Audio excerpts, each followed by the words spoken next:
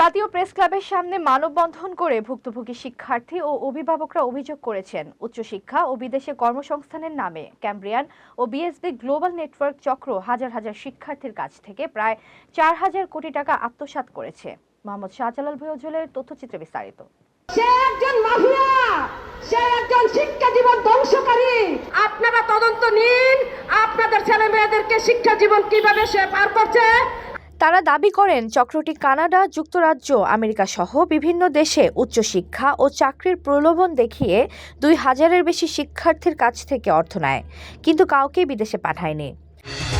ঘরে বা ইন্ডাস্ট্রিতে ম্যাগনেস্টার কেবলস, বিশুদ্ধ কপারের নিরাপদ কেবলস, আপনার নিরাপত্তার সঙ্গী।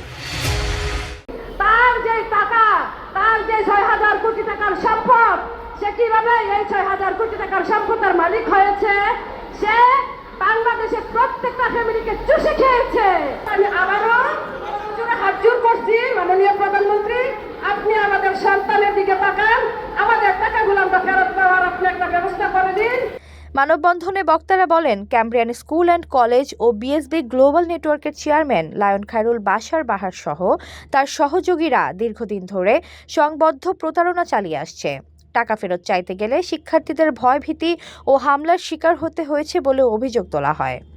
এই বিএসবি গ্লোবাল নেটওয়ার্ক এবং এই ক্যামব্রিয়ানের কারণে আমরাতে ভিসার আগে কোনো টাকা দিতে হয় না, অথচ এই প্রতারক চক্র ক্যামব্রিয়ান বিএসবি আমাদের থেকে বাসা ভাড়ার টাকা পর্যন্ত নিয়ে গেছে। আমাদের যে স্বপ্ন দেখিয়ে আমাদেরকে আজকে রাস্তায় নামিয়েছে, এই বিএসবিতে যারা টাকা দিয়েছে কেউ bank loan. HPL uPVC pipe and fittings, শক্ত, মজবুত ও দীর্ঘস্থায়ী, এক পাইপে জীবন পার। বিশেষ করে 23 আগস্ট 2024 গুলশান 2-এ বিএসবি অফিসে ভুক্তভোগীদের উপর সন্ত্রাসী হামলার ঘটনার বিচার দাবি করেন তারা। ভুক্তভোগীরা অভিযোগ করেন, এই প্রতারণার কারণে বহু শিক্ষার্থীর শিক্ষাজীবন ধ্বংস হয়েছে, পরিবারগুলো আর্থিকভাবে নিঃস্ব হয়ে পড়েছে এবং মানসিক চাপে অনেক পরিবার ভেঙে গেছে।